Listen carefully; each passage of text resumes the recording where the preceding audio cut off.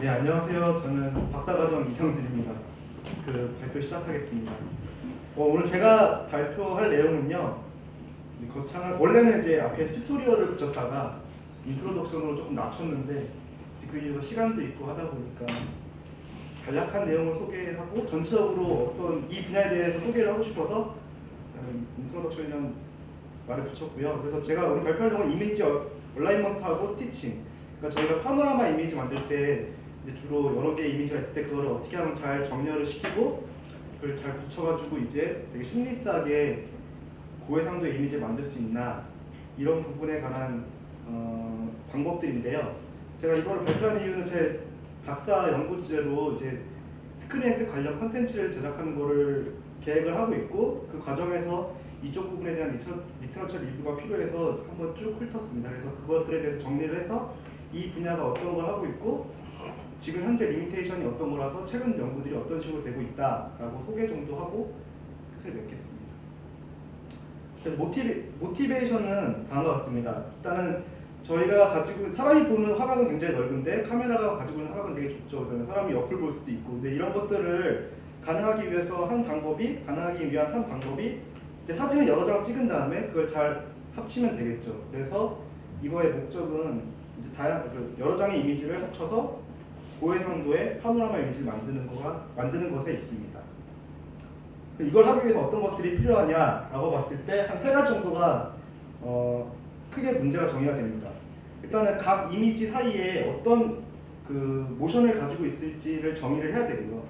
이 모션이 정의가 되면은 그 모션을 어떻게 하면 이제 찾아낼 수 있을지, 어떻게 에스티메이트 할지 그 모션 자체를 이제 그런 문제가 남아 있고, 그 다음에 오버래핑 되는 영역에서 어떻게 하면 심리스하게 블렌딩을 할지 이제 그렇게 이제 세 가지 크게 흐름이 있다고 보시면 됩니다. 모션이 뭘 의미하는 거예요? 그러니까 카메라 모션이라고 보죠. 아, 어떻게 움직이는지. 그러니까 이쪽에서 찍은 이미지가 있고 이쪽에서 찍은 이미지가 있을 텐데 이 이미지 사이에 모델을 알아야지 저희가 파라메트릭하게 모델을 정의해야지 그걸 에스티메이트 해가지고 붙일 거 아니에요. 얼라이먼트 시킬 때. 이제 그런 것 때문에 이제 그런 맥락에서 모션. 이런 모션도 하는 이런 모션. 그래서 이거 이제 여기서는 제가 발표에서는 그래서 앞에 말씀드린 대로 진행을 할 거고요. 모션 모델하고 어떤 모션 모델들이 쓰일 수가 있고 전통적으로 쓰이는 호모그래피라는 게 왜 우리가 이미지를 다루면서 3차원 평면 변환을 호모그래피로 표현이 가능한가에 대해서 중점적으로 얘기를 할 거고요. 그 다음에 얼라이먼트에서는 그 호모그래피를 어떻게 구할지, 그 다음에 브랜딩에서는 오버래핑 영역을 어떻게 이제 자연스럽게 넘어갈지 간략하게, 이거는 정말 간략하게 넘어가고요. 그 다음에 기존의 이미지 스티칭 방법들이 갖고 있는 리미테이션을 언급하고 최근 연구에서 그것들을 해결하기 위해서 어떤 식으로 노력을 하고 있는지에 대해서 알아보겠습니다. 계속 말씀드렸던 건데 그 모션 모델이라고 하면은 뭔가 수학적으로 정의된 관계가 필요한데요. 이미지들 사이에. 그래서 예를 들면은 이 두 장의 이미지가 있을 때 어떤 그 모션을 나타내는 펑션 f가 있을 때 이걸 거쳐서 다른 이미지에서의 좌표를 얻어낼 수 있게끔 하는 이 펑션 f를 어떻게 정의할 건가에 대한 부분이라고 보시면 됩니다. 가장 저희가 이제 교수님 수업에서 많이 나왔지만은 굉장히 기초적인 것부터 시작을 하겠습니다. 2D 모션을 이제 활동으로서 했을 텐데요. 당연히 가장 쉬운 건 이제 트랜슬레이션이겠죠. 트랜슬레이션은 그냥 이제 어느 정도 UV 따라서 이제 이동하는 정도나 이거 보시면 되고, 이거를 저희가 좀 호모지니어스 코디네이트에서 2 곱하기 3짜리 매트릭스로 표현이 가능합니다. 그리고 여기다 이제 로테이션을 추가할 수가 있겠죠. 앞에 그 트랜슬레이션에서는 앞에가 이제 아이덴티티로 채워지게 되고 뒤에 이제 트랜슬레이션 되는 그 정도만 들어가게 되는데요. 그 다음에 아이덴티티가 로테이션 매트릭스로 교체가 되면서 로테이션, 그러니까 여기서는 리지드 바드 모션이라고 보시면 됩니다. 그 로테이션하고 트랜슬레이션을 가능하게 하는 모션 펑션을 이제 생각할 수가 있을 테고요. 이것보다 조금 더 나가서는 이제 크기가 변하는 것까지. 그래서 이거는 이제 다른 말로는 시밀러리티 트랜스폼이라고도 합니다. 그래서 시밀러리티 트랜스폼을 하게 되면 이제 앵글이 이제 라인 사이의 앵글들이 계속 유지가 되고요. 사실 이런 용어들 자체가 그 이미지 분야에서 많이 쓰이는 용어예요. 보통 시밀러리티 그 트랜스폼이라는 용어도 많이 쓰고 있고 아마 그쪽에서 그 다른 분야에서 쓰는지 모르겠지만, 네, 그리고 여기 이것보다 조금 더 잘도가 높은 이제 모션은 어파인 모션이 있습니다. 어파인 모션은 앞에 계속 2 곱하기 3짜리 매트릭스를 보여줬는데 거기에 임의의 숫자가 들어가는 이제 매트릭스를 말합니다. 그래서 이거 같은 경우는 스큐 같은 이제 그런 효과도 줄 수가 있고 그림에서 보시는 것처럼 이렇게 좀 찌그러지는 그 변형까지 허용을 합니다. 여기서의 특징은 이제 라인이 패러럴하게 계속 유지가 된다. 이것보다 조금 더 나간 게 이제 3 곱하기 3짜리 매트릭스, 저희가 흔히 호모그래피라고 하는 매트릭스고요. 다른 말로는 이제 퍼스펙티브 트랜스폼, 아니면 프로젝티브 이런 식으로 표현이 가능합니다. 이거하고 차이점은 뭐냐면은 앞에서는 2 곱하기 3짜리로 표현을 하고 있었는데 사실상 2D 영역만 이제 보는데 호모그래피로 넘어가게 되면은 호모지니어스 코디네이트에서 오퍼레이션이 일어난다고 보시면 됩니다. 그래서 이 그 3x 3짜리 매트릭스에는 어떤 숫자가 들어가도 상관이 없고요. 어쨌든 3 곱하기 3짜리 매트릭스를 우리가 호모그래피라고 말한다고 보시면 됩니다. 그래서 이거는 이제 그 직선을 그 이제 휘는 거, 밴딩만 없고 좀 더 자유도가 높다고 보시면 됩니다. 그래서 지금 설명해 드린 것들이 계속 이제 이거를 포함하는 이제 모션들을 계속 설명을 드리는 거예요. 트랜슬레이션은 이제 그러니까 이 호모그래피가 앞에 있는 모든 모션을 표현이 가능하다고 생각하시면 됩니다. 저희가 이제 실제로 저희가 파노라마 영상을 만들 때는 씬이 3D고 저희 카메라 모델도 사실상 3D로 수학적으로 표현이 가능하기 때문에 3D 트랜스포메이션에 대해서 알아봐야 되는데요. 앞에서 말한 대부분의 모션들이 되게 간단하게 그냥 저희가 배운 것처럼 3D 트랜스포메이션으로 표현이 3x 3짜리 매트릭스로 표현이 가능합니다. 근데 여기서 이제 다른 점이라고 하면은 3차원으로 넘어가면서 이제 프로젝션이라는 이제 그 프로세스를 포함을 시켜야 됩니다. 그래서 간략하게 설명을 드리면은 이 P라는 점이 이 이미지 플레인, 그 카메라의 이미지 플레인에 그 XY 좌표를 어떻게 매핑이 되는지. 그래서 일반적으로 그냥 이제 이 프로젝션 매트릭스를 쓸 때 이런 식으로 씁니다. 그래서 뭐 포컬 렌즈 여기 들어가게 되는 거고요. 그 다음에 이제 Z값 갖고 와서 나중에 이제 여기서는 호모지니어스 코디네이션이니까 Z축으로 나누게 되면은 이제 이미지 플레인 상에서의 위치를 획득을 할 수가 있습니다. 그래서 앞에 여기 FF 여기 1, 여기 3x 3짜리 매트릭스까지를 보통 이제 컴퓨터 비전이나 이미지 프로세싱 분야에서는 인트린직 매트릭스라고 말을 합니다. 카메라에서 인트린직 매트릭스라고 말을 하고 예, 그렇습니다. 그래서 P, 그러니까 호모지니어스 코디네이트에서 있는 그 3차원 점이 이제 이미지 플레이에서는 이런 식으로 표현이 가능합니다. 여기서 나오는 이 Z분의 1은 저희가 그 렌더링을 할 때 쓰는 집어퍼라고 보시면 돼요. 그래서 이 집어퍼 값을 가지고 저희가 렌더링 할 때 뭐 어떤 거를 앞으로 이제 렌더링 할지 결정하는 것도 이 밸류를 보고서 결정한다고 보시면 돼요. 그럼 이제 한번 저희가 가정을 해볼게요. 이 3차원 씬이 있고 카메라 2대가 있고 실제로 찍힌 이미지가 있습니다. 그러니까 파노라마 영상을 만들고 싶은 거죠. 근데 이제 저희가 알고 싶은 거는 이 두 이미지 사이의 모션을 어떻게 정의할까라는 겁니다. 쉽게 설명을 드리면 일단 이 P라는 점은 카메라 좌표로 이동을 해야겠죠. 그래서 이 제로라는 매트릭스를 곱하게 되고 이건 그냥 리지드 바디 모션, 앞에서 말씀드린 로테이션하고 트랜슬레이션에서 그 포함되어 있는 모션을 하게 됩니다. 이거는 또 이제 비전 쪽에서는 카메라 익스트리직 매트릭스라고 말을 합니다. 그리고 나서 앞에서 설명드린 프로젝션 매트릭스를 곱해가지고 최종적으로 X0에 해당하는 이미지 좌표를 얻을 수가 있습니다. 그 역으로 생각을 해보면은 이것들을 이제 인버스를 곱하게 되면 다시 3차원 좌표를 구할 수가 있겠죠. 그리고 이제 X1에서 봤을 때 점을 구하고 싶을 때 똑같이 P에서 E1, 그러니까 이 카메라에 해당하는 리지드 모션을 곱해주고 프로젝션 매트릭스를 곱해줬을 때 이 X1이라는 게 나올 수가 있을 텐데 이 P라는 거 대신에 그 앞에서 말한 그 X0로 정의된 P를 대입을 시키게 되면은 이런 식으로 뭐 이제 전개가 가능하겠죠. 그러고 나서 이제 그냥 M10이라는 이 매트릭스만 곱하면은 여기서 여기까지 이동이 가능하다고 볼 수가 있습니다. 이 M11이라는 그 매트릭스는 4 곱하기 4 매트릭스고요. 근데 문제는 뭐냐? 저희가 사실상 실제로 카메라 영상에서 찍힌 거는 이 Z 밸류나 이런 밸류들을 갖고 있지 않습니다. 그래서 이제 문제가 되는 것인데 간단하게 저는 이걸 왜 호모그래피가 이렇게 유도되는지 몰랐는데 이번에 알게 됐는데 그 씬이 평면이라고 가정을 하게 되면은 평면 방정식에 의해서 이런 식으로 표현이 가능하겠죠. 어떤 평면이 있을 때 노멀하고 뭐 어느 정도 이동량을 갖고 이렇게 평면 방정식이 유도가 가능합니다. 그럼 이 평면 방정식을 이 앞에 나온 프로젝션 매트릭스 맨 밑에다 깔게 되면은 여기서 자연스럽게 맨 마지막 밸류가 0이 되겠죠. 네, 0이 돼서 이제 그 0에 해당하는 그거를 날릴 수가 있기 때문에 그걸 날려서 다시 계산을 해보면은 3바이 3짜리 결국 매트릭스로 이게 표현이 가능하다고 나와 있습니다. 그래서 그 보통 저희가 쓰는 그 호모그래피라는 것들이 그래서 대부분 일반적으로 쓰는 그 평면 변할 때 쓰는 그 호모그래피인 이유가 이런 식으로 유도가 돼서 이제 쓸 수가 있어요. 그래서 그럼 이 호모그래피를 구해서 어플리케이션이 뭐가 있느냐라고 보면은 저희가 흔히 하는 이제 프로젝트 캘리브레이션이나 여기서 이제 주로 다룰 파노라마 이미지를 만들 때. 근데 지금 보면 저희가 평면이라는 가정을 했잖아요. 그래가지고 파노라마 이미지 만들 때 두 가지 가정이 붙게 됩니다. 굉장히 저희가 디스턴트한 씬을 본다. 그러면 거의 평면이라고 가정할 수가 있을 테니까 이제 호모그래피로 표현이 가능합니다. 또는 그냥 그 카메라가 자기의 광축을 중심으로 회전만 하고 있다. 라고 하게 되면은 트랜슬레이션을 포함하지 않는 로테이션이기 때문에 사실상 3바이 3입니다. 그러니까 호모그래피로 표현이 가능한 거죠.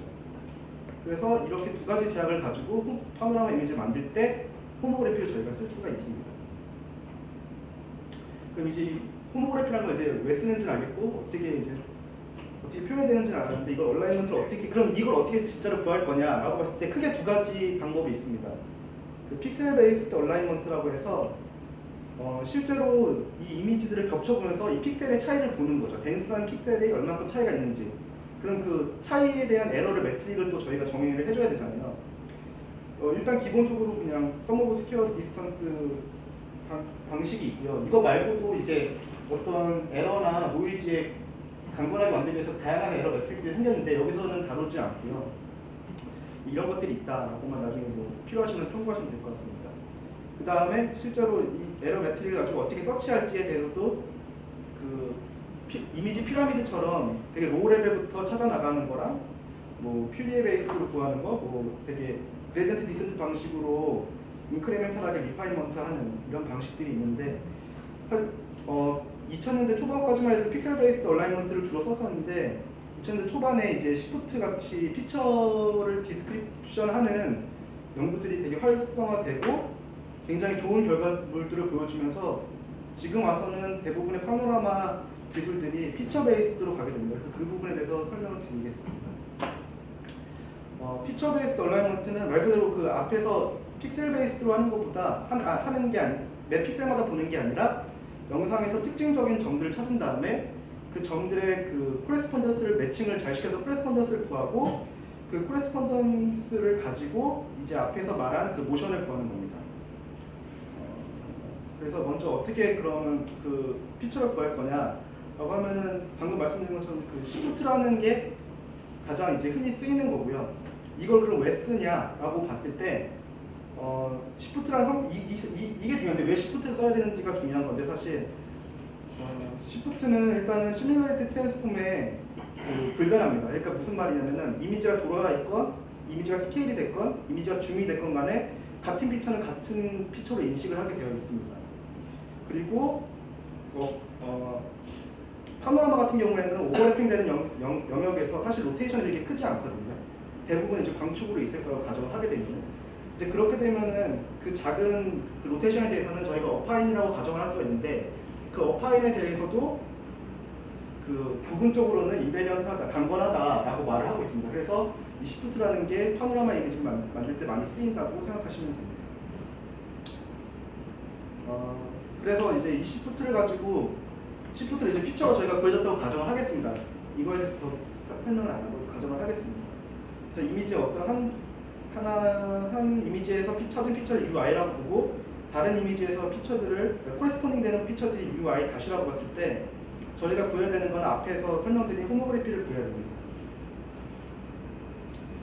이거를 구하는 가장 이제 간단한 방법 중에 하나는 다이렉트 리니어 트랜스폼이라는 방법이 있는데요. 어떤 식으로 동작을 하게 되냐면 저희가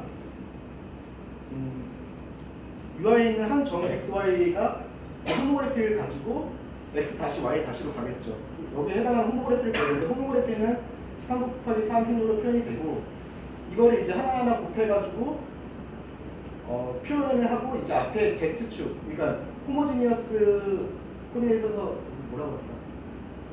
세 번째 인자에 들어가는 걸로 나눠줘야 되잖아요. 마지막에 노멀라이제이션을 시켜줘야 되는데 그것까지 한 거를 정리를 해보면은 두 가지씩이 나오게 됩니다. 이 두 가지씩을 이렇게 풀어내게 되면은 이제 이걸 그냥 그 매트릭스 폼으로 바꿔줍니다. 그래서 A 매트릭스에는 여기 마이너스 x, 뭐 마이너스 y, 마이너스 1, 우리 0, 0, 0, 7, 8로 해당하는 거는 이거 곱해서 x, x' 뭐 이런 식으로 해서 채워주게 되고 하나는 x에 대한 거, 하나는 y에 대한 거 두 개가 생깁니다. 매 피처마다. 그렇게 해서 이제 그 매트릭스를 스택해가지고 구성을 하게 되고요. 그 다음에 호모그래피는 그냥 이제 벡터로 열로 만들 수가 있습니다. 그럼 이렇게 되면 이제 저희가 흔히 아는 이제 리스트 스퀘어 문제가 되는데 이거는 이제 그냥 간단하게는 그 SVD 같은 걸로 사용해가지고 뭐 솔빙도 가능하고 이제 이런 부분에 대한 거는 솔버는 많기 때문에 따로 설명은 드리지 않겠습니다. 이렇게 해서 이제 호모그래피를 구하게 되면은 호모그래피가 구해졌는데 이제 란삭이라는 걸 가지고 같이 쓰게 되면은 조금 더 로부스트하게 에스티메이션이 가능합니다. 그러니까 사실 저희가 찍는 씬이 정확하게 평면이기도 힘들고 정확하게 로테이션하기도 힘드니까 이제 가장 잘 맞는 것들만 가지고 호모그래피를 구해야 가장 정확하다고 볼 수 있거든요. 그래서 란삭이라는 게 저희가 구한 피처 포인트 중에 서브셋을 하나 랜덤하게 선택해 본 다음에 거기서 호모그래피를 구하고 그것과의 에러를 멸절을 통해서 이제 인라이어하고 아웃라이어를 걸러내게 됩니다. 반복적으로 수행을 하면서 이제 그렇게 해서 보시는 것처럼 처음에는 이렇게 유사하고 잡힌 피처들이 많은데 이제 란삭을 통해서 걸러내고 이 걸러낸 거 가지고 붙이면은 이 아래와 같습니다. 근데 여전히 여기 부분에서는 아무래도 색깔 차이가 있죠. 이제 이런 부분에 대해서 블렌딩이 필요한데요. 사실 블렌딩도 굉장히 기술이 많습니다. 근데 제가 자세하게 다루지는 않고 여기서는 그냥 이미지 페더링에 대해서만 다루겠습니다. 이 두 이미지가 겹친다고 했을 때 이렇게 그냥 잘라붙일 수도 있지만 여기서 여기까지의 변화를 스무스하게 만들기 위해서 그냥 임의로 페더링을 줍니다. 저희가 포토샵 같은 데서 흔히 하는 그런 필터링을 줘서 자연스럽게 이어지도록 합니다. 그래서 이제 그런 식으로 페더링을 하게 되면은 이렇게 심히 보이던 것들이 자연스럽게 없어지게 됩니다. 사실 이것 말고도 뭐 실제로 자르는 씬을 다시 한번 계산하고 뭐 이런 부분도 있긴 한데 그것들은 제가 크게 다루는 이슈가 아니기 때문에 일단 넘어가도록 하겠습니다. 그러면 기존까지 사실 이것들이 되게 간단한데 굉장히 도미넌트하게 쓰이는 방법들이거든요. 근데 이거의 방법의 뭐 한계점이 뭐냐라고 봤을 때 그 호모그래피라는 가정에서 다 모든 것이 아니지만 대부분 오게 됩니다. 아까 말씀드린 것처럼 일단은 씬 자체가 플래너해야 되고요. 그 다음에 그 패러락스가 없어야 됩니다. 그러니까 카메라가 로테이션 했을 때만 이제 자연스러운 영상 생성이 가능합니다. 사실 이 부분들은 저희가 그 3차원 씬을 뭐 리컨스트럭션 하거나 이런 것이 아니기 때문에 발생하는 문제인데요. 또는 이제 그런 것들을 대안해서 해결할 수 있는 방법은 굉장히 덴스하게 샘플링을 하는 겁니다. 그러니까 로테이션을 굉장히 촘촘하게 하는 거죠. 그렇게 되면은 레이가 굉장히 많기 때문에 이제 그 디스컨티니어스한 영역에서 그 덴스한 레이를 가지고 조금 더 자연스러운 표현이 가능합니다. 그래서 보시는 것처럼 이거는 이제 이 덴스한 샘플링을 이용해서 만든 파노라마 영상인데 굉장히 패러독스가 커도 보시는 것처럼 굉장히 레이가 카메라가 굉장히 많이 필요합니다. 그래서 이 많은 샘플을 통해서 자연스러운 영상을 획득할 수가 있습니다. 근데 사실 이렇게 덴스하게 샘플링 하는 거는 저희가 일반적으로는 굉장히 어렵다고 생각할 수 있고요. 그래서 앞에 첫 번째 플래너신이랑 이제 패러독스 프리 이 부분에 대해서 어떻게 최근 연구들이 해결하기 위해서 어떻게 했는지에 대해서 간략하게 한 4개 정도 논문을 소개하고 마치도록 하겠습니다. 먼저 2008년도에 나온 논문인데요. 이 바운더리 부분에서 잘 안 맞는 거를 개선하기 위해서 이 바운더리에서의 커브를 찾고 이 피처를 중심으로 다시 한번 워핑을 시키게 됩니다. 이제 이런 식으로 해가지고 그 오버래핑 영역에서 안 맞을 수 있는 그 컨티뉴이티를 유지할 수 있게끔 해주는 방법을 제안했었습니다. 그 다음에 2011년도에는 저희가 사실 호모그래피를 하나라고 가정하기 때문에 모든 문제가 생기는 거기 때문에 여기서는 호모그래피가 두 개다. 그러니까 대부분 찍는 씬이 보는 것처럼 디스턴트한 플레인하고 이제 땅바닥하고 많이 걸린다. 그러니까 땅바닥에 해당하는 이제 호모그래피와 멀리 있는 것에 대한 호모그래피 두 가지 정도로 하면은 품질을 향상시킬 수 있겠다라고 해서 아이디어를 내가지고 구현을 한 거고요. 보시는 것처럼 위 부분에 해당하는 호모그래피를 구하고 아래 부분에 대해서 해당하는 호모그래피를 구한 다음에 적절하게 웨이팅을 가중치를 줘가지고 합성을 해내게 됩니다. 그러니까 이런 식으로 해서 한 개의 호모그래피만 썼을 때 문제점을 해결을 해줍니다. 그 다음에 하나는 저희가 그 3차원 씬에 대한 정보가 없다고 했는데 그 오버래핑 되는 영역에서만 실제로 스테레오 매칭을 해서 씬을 리컨스트럭션하는 방법입니다. 그래서 보시는 것처럼 이 A하고 B가 이제 찍힌 두 가지 이미지라고 봤을 때 이 C에 이 오버래핑 되는 영역에서 해당하는 그 뎁스를 구합니다. 구하고 나서 다시 그 이미지를 합성해내게 됩니다. 그렇게 해서 이제 오버래핑 영역에서 잘 안 맞는 미스 얼라이먼트 같은 것들을 해결하게 됩니다. 근데 이 뎁스를 이용하는 방법 같은 경우에는 이제 홀필링이나 뭐 이런 이슈들이 남아 있습니다. 그리고 이제 가장 최근에 나온 논문인데 아까 앞에서는 호모그래피를 두 개만 써서 어떤 씬을 가정한 다음에 풀었었는데요. 최근에 나온 논문은 그거 호모그래피를 최대한 많이 쪼갭니다.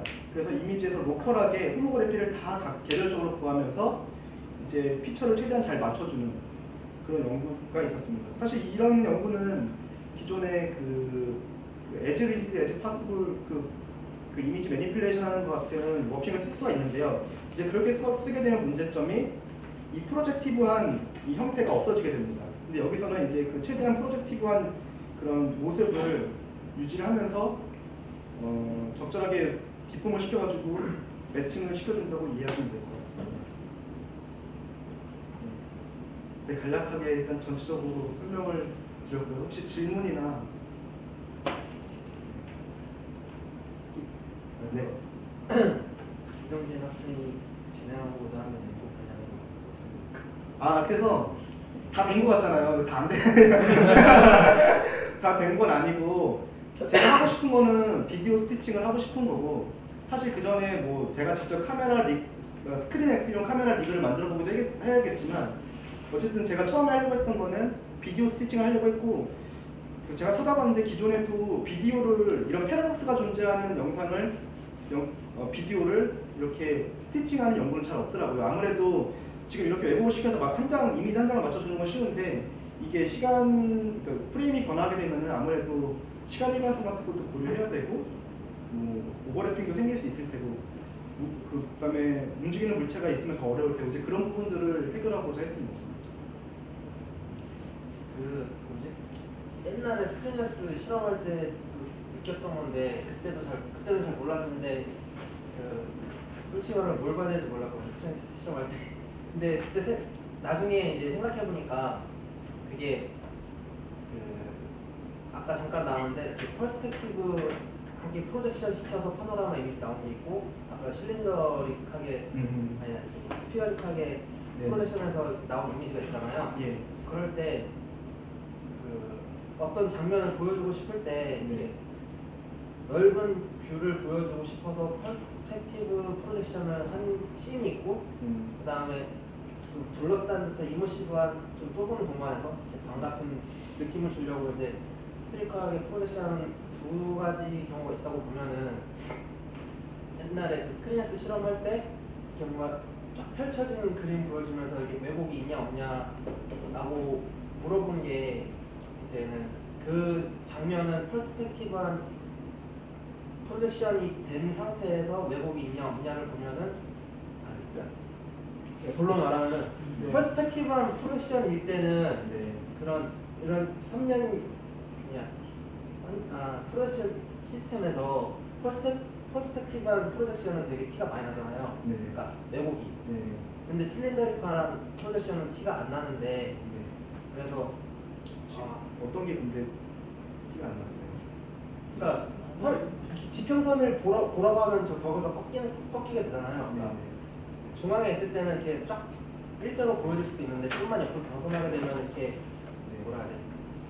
지평선 같은 경우는 확실히 티가 나게 꺾여버리는데 그런 상황에서 반면에 좀 그 실린더리컬 프로젝션이 된 상황 그 이미지면은 이렇게 꺾이더라도 좀 그 왜곡이 덜해 보이는.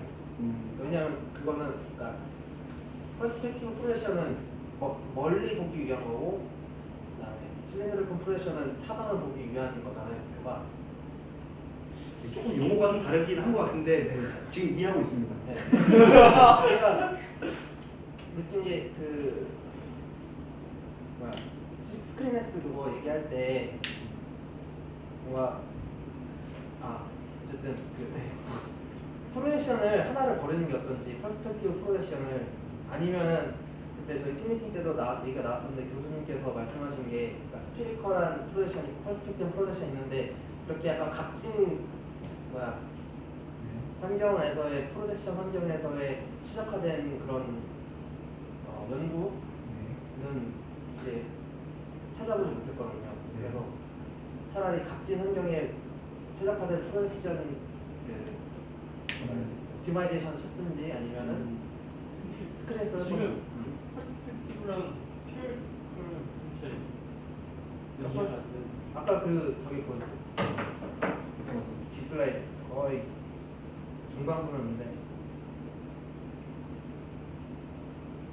그러니까 지금 범규형이 하는 게 스피리컬한 프로젝션인 거 거기서 근데 이거는 이제 그냥 렌더링 방식이고 결국에는 사람이 봤을 때는 현실처럼 보이는 게 다 똑같은 거 아니에요? 저게 이제 접히는 순간 어떤 게 더 확 티가 나냐면 저기 퍼스펙티브한 뷰인 게 여기 벽에서 꺾일 때 확 티가 난다는 거죠.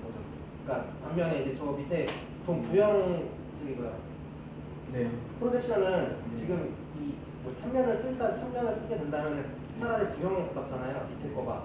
네. 그대로 쏘면? 네, 그대로 쓰면. 그러니까 와핑을 시킨다 해도 저 퍼스펙티브 뷰는 되게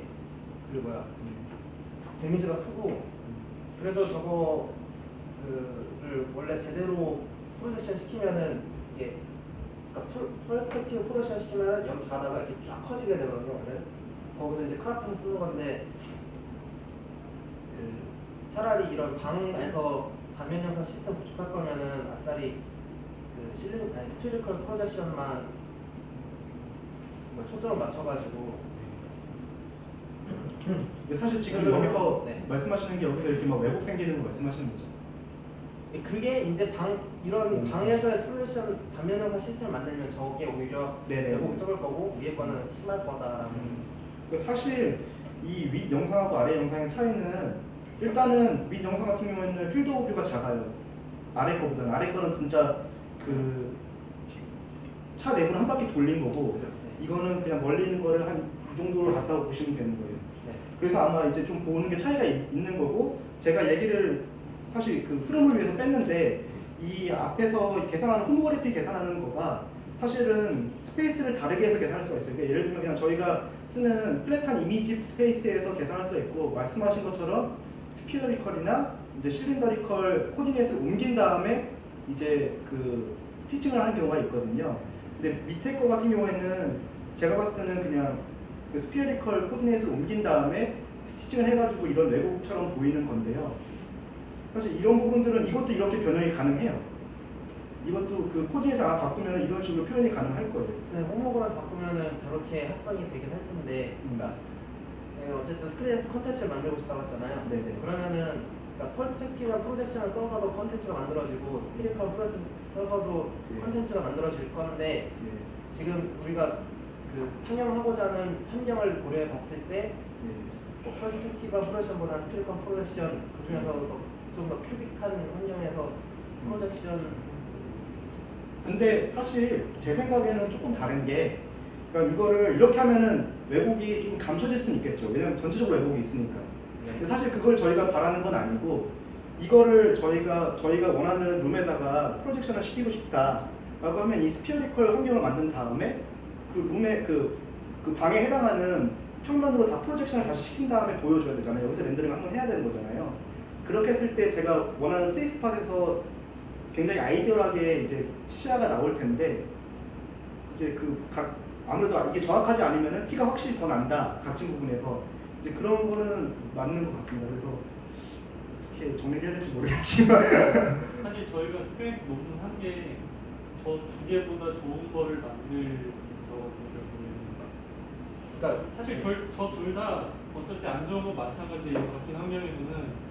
근데 이제 각진 환경에 최적화된 저런 새로운 스페이스는 안 나오거든요. 근데 의도적으로 조금 전체적으로 왜곡을 주는 것도 괜찮은 것 같아요. 뭐 유저 스터디를 해가지고 이 정도의 뭐 좀 왜곡이 있었더니 사람들이 더 인식을 잘 하더라.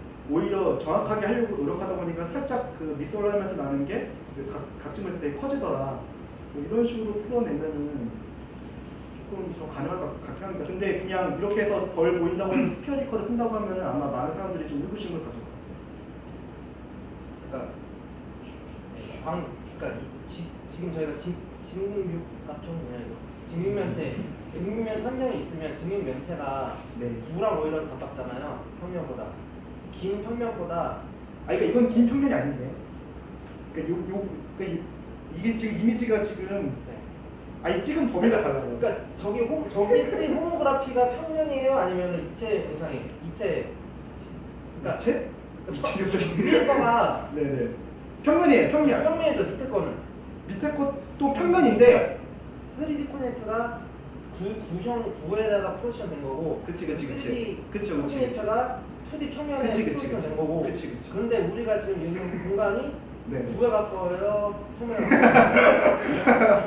나한테 퀴즈를 내. 이 지금 등육각형이 그러니까 물론 이 앵글 자체는 스피어리컬에 가깝겠지만 저희가 마주하고 있는 건 다 평면으로 이루어져 있죠. 아닌가요? 사실 뭔지는 알겠는데. 이거 지금 여기 형구이가 얘기하려고 하는 것은 원본이 애초에 어디서 왔느냐, 평면에서 왔느냐, 서라운딩에서 왔느냐, 그 다음에 그 결과가 매핑이 된 게 평면이냐, 서라운딩이냐, 네. 그 차이를 지금 얘기하는 겁니다. 그거에 따라서 가장 아이디어란 매핑이 다르지 않느냐.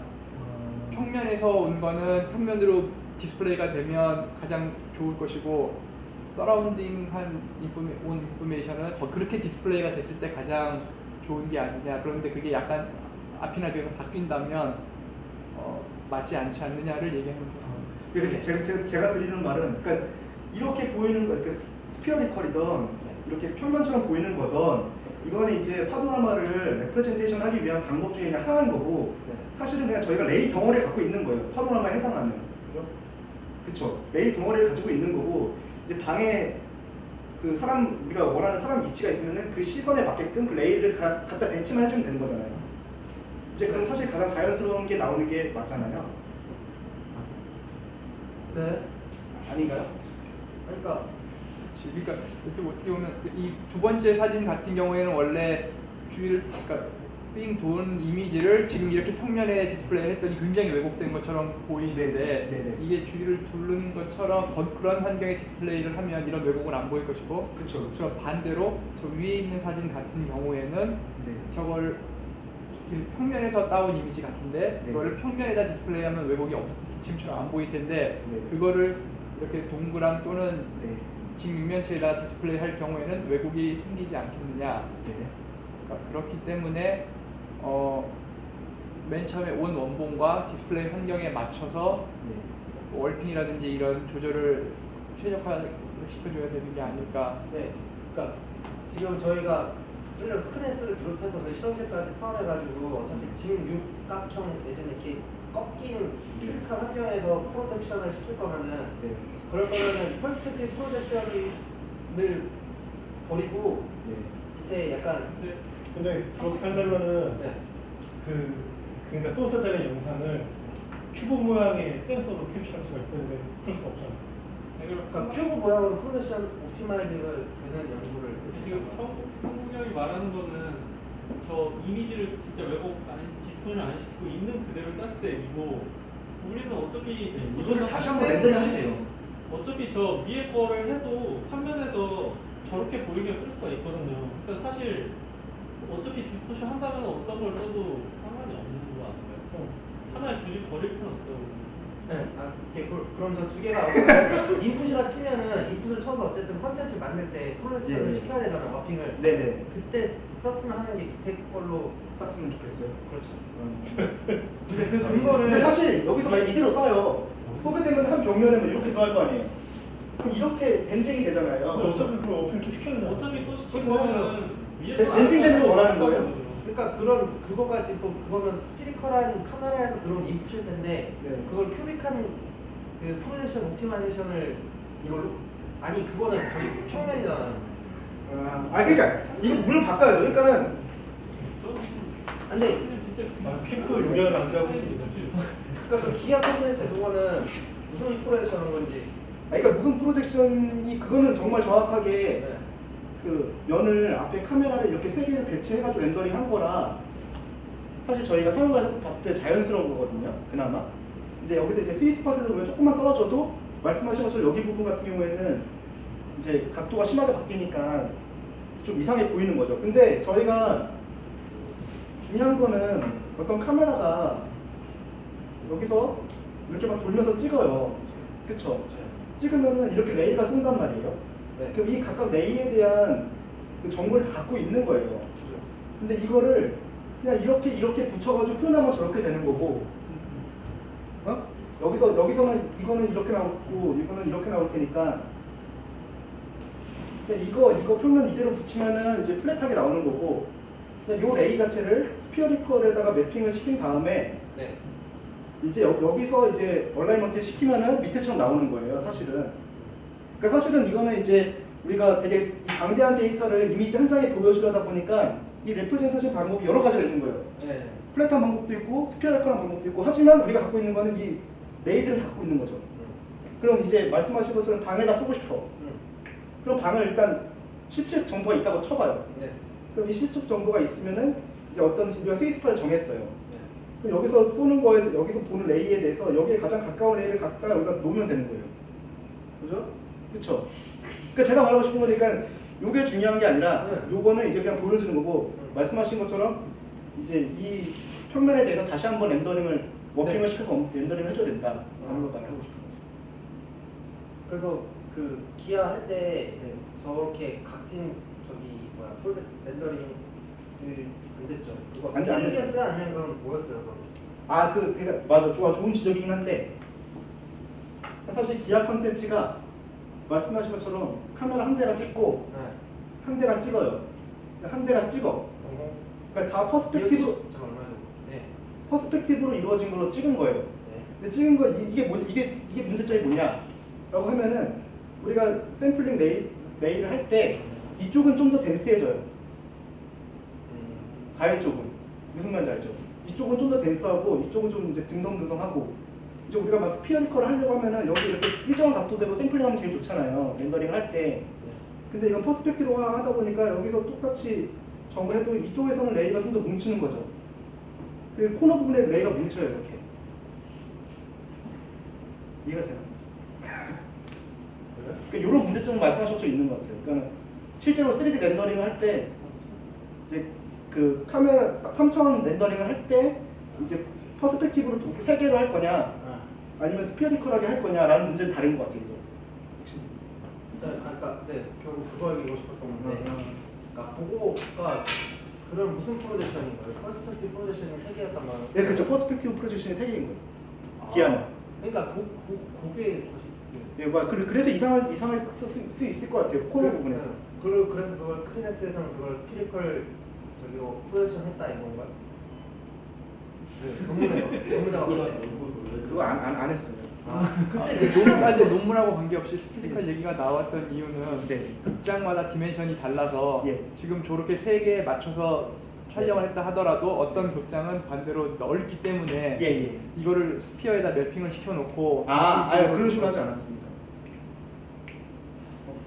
그런 식으로 하지 않았고요. 그러니까 저희가 했던 거는 형국이한테 다시 대답을 해주면은 이제 옆면에 보여드릴 영상이 오리지널이 있을 거잖아요. 그럼 이 오리지널이 다른 사실 원본 위치에서 보면은 이 퍼스펙티브가 똑같잖아요. 그러면 우리가 이미지 그냥 여기 컴퓨터 띄워놓듯이 보일 거란 말이에요. 근데 뒤로 가요. 뒤로 가면 이 퍼스펙티브가 디스토션이 생기잖아요. 그죠. 그렇게 되면 이게 막 이렇게 보이겠죠. 그럼 여기 이 부분에 레이가 뭉치겠죠. 말씀하신 것처럼. 그래서 우리가 하려는 거는 이거를 뭐 스피어니컬로 푼 건 아니고 이 원본 콘텐츠하고 쉐입이 똑같아지게끔 이거를 막 뒤로 좀 당겨준 거예요. 예를 들면 좌석에 따라서.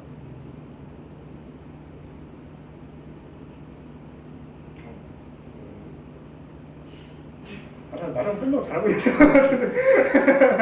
나는 교수님 말씀하신 건 논문 얘기 아니고 그냥 논문 얘기가 아니고 맨 네. 처음에 사실 우리도 그렇게 시도했었고 네, 네. 그렇게 해보니 별로 아닌 것 같아서 지금 논문으로 발전한 거 아닌가? 네 맞습니다. 그래서, 강동문님? 그래서 이제 이거를 좀 어떻게 해결할 거냐 해가지고 원본 이미지에서 이미지의 쉐입을 최대한 잘 유지하게끔 풀어보자. 메쉬 방법, 메쉬 그리드 방법으로, 그리드 메쉬 방법으로.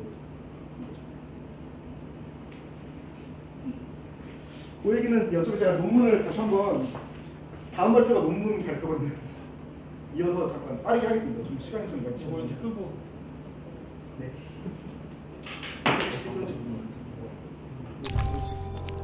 네.